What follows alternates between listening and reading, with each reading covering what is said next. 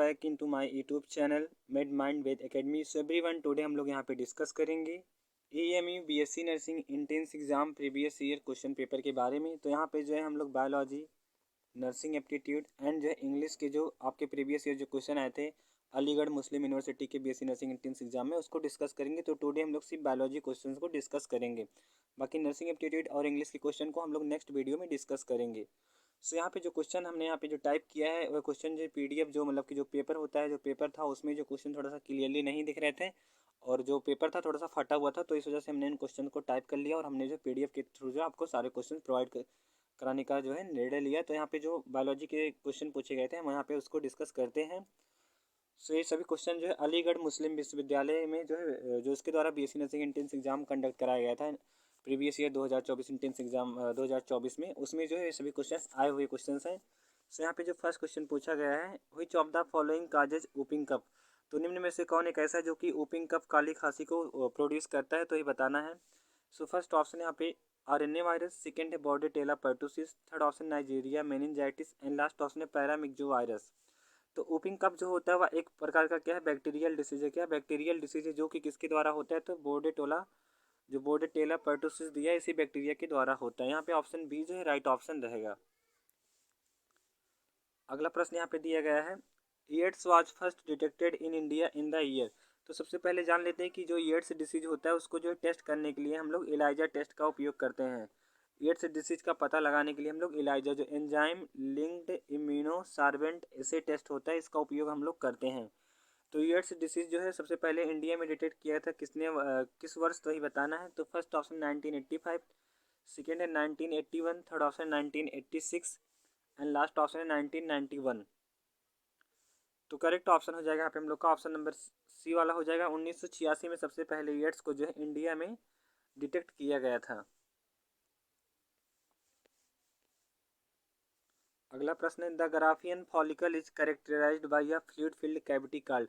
जो Graafian follicle होता है, या क्वेश्चन आपकी जो रिप्रोडक्टिव चैप्टर जो ह्यूमन रिप्रोडक्शन वाला चैप्टर है उसी से पूछा गया क्वेश्चन है। तो पूछा कि जो ग्राफियन फॉलिकल होता है वह एक कैविटी के द्वारा, एक ऐसी कैविटी जो कि फ्लूइड फिल्ड लाइक कैविटी होती है उसके द्वारा कैरेक्टराइज मतलब कि उससे पहचानी जाती है। तो उस कैविटी को क्या कहते हैं। फर्स्ट ऑप्शन है सिलोम, सेकेंड है एंट्रम, थर्ड ऑप्शन है perivisceral cavity and last option है बिटलाइन कैविटी। तो करेक्ट ऑप्शन हो जाएगा यहाँ पे हम लोग का ऑप्शन नंबर बी वाला, उसे एंट्रम कहा जाता है।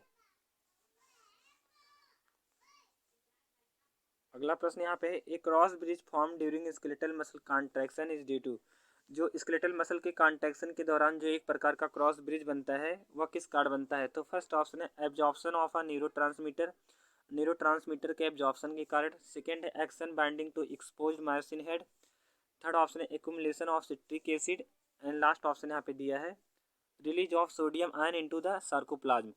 अगर पूछा जाए कि जो मतलब कि मसल्स के बीच का जो मतलब जो इनके बीच का जो मतलब द्रव्य होता है या फिर वो होता है तो उसे क्या कहते हैं, तो उनको सार्कोप्लाज्म कहा जाता है। जैसे कोशिका के बीच जो कोशिका द्रव्य होता है उसे साइटोप्लाज्म कहते हैं, तो मसल्स के बीच जो होता है उसे सार्कोप्लाज्म कहते हैं। जो दो सार्कोमियर के बीच में जो होता है तो उसे सार्कोप्लाज्म कहा जाता है। तो यहाँ पे पूछा है कि जो है एक जो ब्रिज बनता है muscle contraction, skeletal muscle contraction के दौरान वह किस कारण बनता है।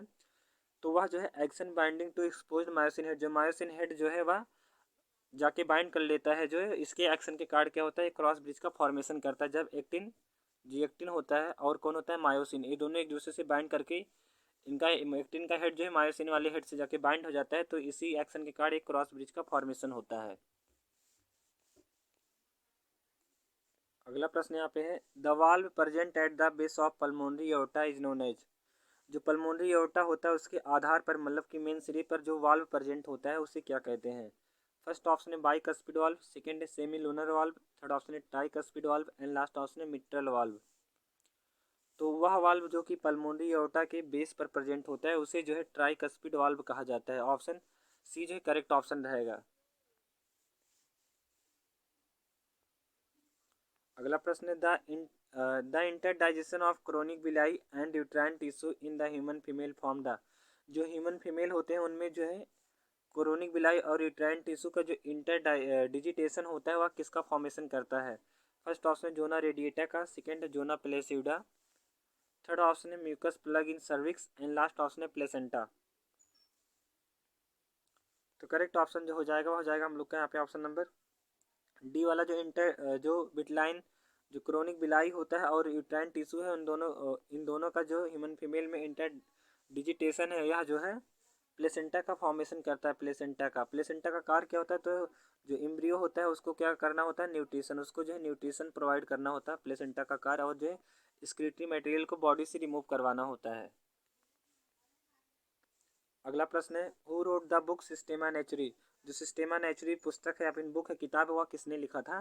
फर्स्ट ऑप्शन है डार्विन, सेकेंड है लैमार्क, थर्ड ऑप्शन है जॉन रे एंड लास्ट ऑप्शन है लिनियस। तो अगर पूछा जाए कि बायनॉमियल नॉमेनक्लेचर जो द्विनामकरण पद्धति होती है वह किसने दिया है, तो बायनॉमियल नॉमेनक्लेचर जो है वह नॉमेनक्लेचर यहाँ पे हो गया, तो बायनॉमियल नॉमेनक्लेचर या फिर द्विनामकरण पद्धति लिनियस नामक साइंटिस्ट ने दिया था, कैरोलस लिनियस नामक साइंटिस्ट ने। एंड जहाँ पे पूछा है कि सिस्टेमा नेचुरी किसने लिखा है, तो इसका करेक्ट ऑप्शन हो जाएगा यहाँ पे हम लोग का ऑप्शन नंबर डी वाला, जो लिनियस नामक साइंटिस्ट है, इन्होंने सिस्टेमा नेचुरी बुक भी लिखा था और द्विनामकरण पद्धति सिद्धांत भी दिया था। अगर पूछा जाए कि नेचुरल सिलेक्शन का थ्योरी किसने दिया था, तो नेचुरल सिलेक्शन का जो थ्योरी दिया था तो वह जो है डार्विन नामक साइंटिस्ट ने दिया था। अगला प्रश्न है, which of the following animal is diploblastic and so radial symmetry. तो निम्न में से ऐसा कौन सा एनिमल है जो कि डिप्लोब्लास्टिक है और रेडियल सिमेट्री प्रदर्शित करता है, आर्य सममिति प्रदर्शित करता है, बताना है। तो फर्स्ट ऑप्शन है हाइड्रा, सेकेंड है फैसियोला, थर्ड ऑप्शन है एस्कैरिस एंड लास्ट ऑप्शन है फेरिटीमा। तो अगर पूछा जाए कि सीडोसिलोम मतलब कि किस में पाया जाता है, कूट गुह्य द्रव किस में पाया जाता है, या सीडोसिलोम कैविटी, तो एस्कैरिस में पाया जाता है, एस्कैरिस में सीडोसिलोम कैविटी पाया जाता है। बट यहाँ पूछा क्या है कि ऐसा कौन सा एनिमल है जो कि डिप्लोब्लास्टिक है और रेडियल सिमेट्री प्रदर्शित करता है, तो हाइड्रा। ऑप्शन ए जो है करेक्ट ऑप्शन रहेगा। अगला प्रश्न है, entry of certain allele into the local gene pool of host population is termed as.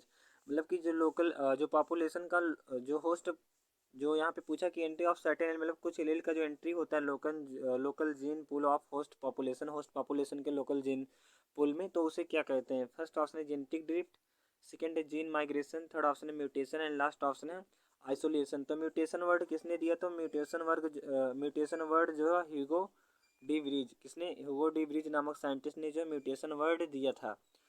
तो यहाँ पे जो नाइन्थ का करेक्ट ऑप्शन हो जाएगा ऑप्शन नंबर बी वाला, उसे जीन माइग्रेशन कहा जाता है। मतलब कि कुछ एलील्स का जो है होस्ट पॉपुलेशन होस्ट के जो जीन पूल में, जो लोकल जीन पूल होता है उसमें जो एंट्री होता है उसको जो है जीन माइग्रेशन कहा जाता है। अगला प्रश्न है, a tissue grafted from one individual to a genetically different individual of the same species. मतलब कि एक टिश्यू को ग्राफ्ट किया जाता है, प्रत्यारोपित किया जाता है एक इंडिविजुअल से, किसमें जेनेटिकली डिफरेंट, मतलब कि आनुवंशिक रूप से विभिन्न प्रकार के, मतलब आनुवंशिक रूप से अलग या विभिन्न प्रकार के, डिफरेंट प्रकार के इंडिविजुअल में सेम ही स्पीसीज के, तो उसे क्या कहते हैं। फर्स्ट ऑप्शन एलोग्राफ्ट, सेकेंड है आइसोग्राफ्ट, थर्ड ऑप्शन है पे ऑटोग्राफ्ट एंड लास्ट ऑप्शन है जीनोग्राफ्ट। तो सबसे पहले क्वेश्चन का मतलब समझ लीजिए, मतलब कि यहाँ पे एक एनिमल ए है, यहाँ पे एक बी है, दोनों की क्या है, दोनों की जाति जो है बी है, स्पीसीज क्या है बी ही है, बट इसका जो मतलब जीनोटाइप है वह क्या है सी है, बट इसका जो है क्या है जी टी, मतलब कि सी डी है, मतलब कि इसका जो जेनेटिकली करेक्टर है वह डिफरेंट है, उसका सिर्फ सी है। तो इससे जो हम ले रहे हैं क्या, एक टिश्यू ले रहे हैं जिसको हम ग्राफ्ट कर रहे हैं, प्रत्यारोपित कर रहे हैं किसमें, दूसरे इंडिविजुअल में, जो कि सेम स्पीसीज का ही है, लेकिन इसका क्या है जेनेटिक करेक्टर डिफरेंट है, जो जेनेटिक आनुवंशिक लक्षण है वह अलग है, तो उसे क्या कहेंगे, जबकि यह सेमी स्पीसीज का है, तो इसे जो है एलोग्राफ्ट कहा जाएगा। ऑप्शन ए जो है करेक्ट ऑप्शन रहेगा, एलोग्राफ्ट। अगला प्रश्न है, both cilia and flagella emerge from. जो सिलिया और फ्लैजेला होते हैं वह कहाँ से उत्पन्न होते हैं। फर्स्ट ऑप्शन है बेसल बॉडीज से, सेकेंड है माइक्रो बॉडीज, थर्ड ऑप्शन है inclusion bodies and last option है माइक्रोसोम्स। तो 11th का करेक्ट ऑप्शन हो जाएगा यहाँ पे हम लोग का ऑप्शन नंबर डी वाला, माइक्रोसोम्स से। अगला प्रश्न है, bronzing of the leave is typically caused by deficiency of. जो लीव होता है उसका ब्रॉन्जिंग जो होता है, लीव के ब्रॉन्जिंग जो होता है वह टिपिकली प्रारूपिक रूप से किसके डिफिशियंसी की वजह से उत्पन्न होता है, काज्ड होता है। तो फर्स्ट ऑप्शन है आयरन, सेकेंड दिया है यहाँ पे जो है मॉलिब्डेनम, थर्ड ऑप्शन है बोरान एंड लास्ट ऑप्शन है C1। तो करेक्ट ऑप्शन जो हो जाएगा वो हो जाएगा हम लोग का यहाँ पे ऑप्शन नंबर ए वाला, आयरन की डिफिशियंसी की वजह से क्या होता है, लीव की ब्रॉन्जिंग, जो लीव का ब्रॉन्जिंग डिसीज है वह काज होता है। अगर पूछा जाए आयरन की डिफिशियंसी की वजह से क्या होता है, तो आयरन की डिफिशियंसी की वजह से जो है एनीमिया भी होता है, एनीमिया। अब यहाँ पे बात आता है कि एक होता है micro nutrient, micro micro nutrient और एक होता है माइक्रो न्यूट्रिएंट। तो माइक्रो न्यूट्रिएंट अभी हम माइक्रो न्यूट्रिएंट का हम ट्रिक बताएंगे जितने होते हैं, बाकी जो सब बचे रहेंगे एलिमेंट वो क्या होंगे, माइक्रो न्यूट्रिएंट होंगे। तो जो माइक्रो न्यूट्रिएंट का जो ट्रिक है यहाँ पे क्या है, माइक्रो न्यूट्रिएंट का ट्रिक वह हो जाएगा जा बे फे को मन मोहन। क्या क्लियर, जैसे जिंक बोरान हो गया, आयरन हो गया, कापर हो गया, मैग्नीज हो गया, मॉलिब्डेनम, ये सब क्या है माइक्रो न्यूट्रिएंट है। बाकी जितने एलिमेंट बचे हो सभी क्या है, माइक्रो न्यूट्रिएंट है, दीर्घ पोषक तत्व है। अगला प्रश्न यहाँ पे दिया है इंटरफेरान, जो इंटरफेरान होता है वह क्या है। तो फर्स्ट ऑप्शन एंजाइम, सेकेंड है हार्मोन, थर्ड ऑप्शन है ग्लाइकोप्रोटीन एंड लास्ट ऑप्शन है लिपिड। तो इंटरफेरान की खोज आईसैक्स नामक साइंटिस्ट ने किया था। तो 13 का करेक्ट ऑप्शन हो जाएगा जो, वह हो जाएगा ऑप्शन नंबर बी वाला। इंटरफेरान जो है वह एक प्रकार का ग्लाइकोप्रोटीन है। ऑप्शन बी जो है करेक्ट ऑप्शन है, ग्लाइकोप्रोटीन। अगला प्रश्न है which of the following is most resistant to decomposition. तो निम्न में से कौन ऐसा है जो कि मोस्ट रेजिस्टेंट है, मतलब कि अत्यधिक प्रतिरोधक है किसके डिकम्पोजिशन के प्रति बताना है। तो फर्स्ट ऑप्शन है lipid, third option second option है लिग्निन, थर्ड ऑप्शन है डाइसैकेराइड एंड लास्ट ऑप्शन है प्रोटीन। सो करेक्ट ऑप्शन जो हो जाएगा वो हो जाएगा हम लोग का यहाँ पे ऑप्शन नंबर सी वाला, जो यहाँ पे पूछा कि मोस्ट रेजिस्टेंट टू डिकम्पोजन, मतलब कि विघटन के प्रति कौन एक है, निम्न में से कौन एक ऐसा जो कि विघटन के प्रति अधिक दृढ़ है या फिर रेजिस्टेंट है। तो करेक्ट ऑप्शन जो हो जाएगा ऑप्शन नंबर यहाँ पे सी वाला, डाइसैकेराइड।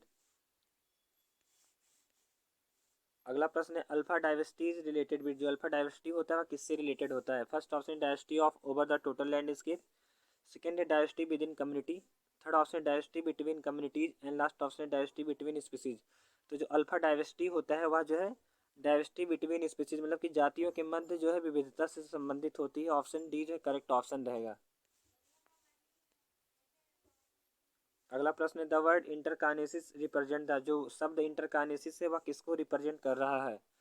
तो फर्स्ट ऑप्शन यहाँ पे है stage between prophase and metaphase, second है stage between two meiotic divisions, third option है stage between meiosis and amitosis and last option है stage between G and G. तो करेक्ट ऑप्शन जो हो जाएगा हम लोग का यहाँ पे ऑप्शन नंबर बी वाला, जो इंटरकाइनेसिस वर्ड है वह जो stage between two meiotic division, मतलब कि दो मियोटिक डिविजन्स के मध्य की जो अवस्था होती है उसी को इंटरकाइनेसिस कहा जाता है। क्या इंटरकाइनेसिस कहा जाता है। अगर पूछा जाए कि सेल साइकिल का जो करेक्ट सीक्वेंस होता है क्या होता है, तो G1 फेज आता है, फिर एस फेज आता है, फिर G2, G1 S G2 और लास्ट में कौन सा आता है, एम फेज आता है। यही जो सेल साइकिल का करेक्ट सीक्वेंस होता है, क्या G1 फेज आएगा, then S phase, then G2 आएगा, देन एम आएगा।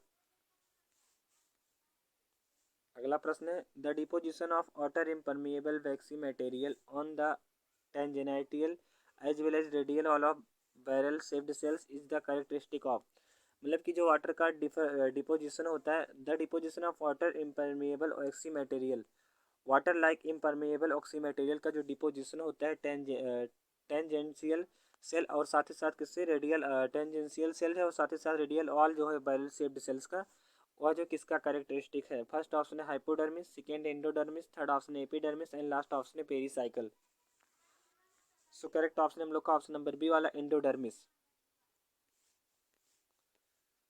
अगला प्रश्न यहाँ पे दिया है Mendel formulated the law of purity of gamete on the basis of, Mendel क्या है, मेंडल क्या है, जेनेटिक्स के फादर है, जेनेटिक्स अनुवांशिकी के पिता कौन है, तो मेंडल है। मेंडल ने जो है एक थ्योरी फॉर्मुलेट किया था, प्रतिपादित किया था, जिसका नाम क्या है, law of purity of gamete, मतलब कि युग्मकों की शुद्धता का नियम। तो वह किस पर आधारित है बताना है। फर्स्ट ऑप्शन है डाई हाइब्रिड क्रॉस, सेकेंड है monohybrid cross, third option है back cross and last option है test cross. So correct option हम लोग का ऑप्शन नंबर बी वाला मोनो हाइब्रिड क्रॉस पर आधारित है, एक संकरण पर जो है आधारित है।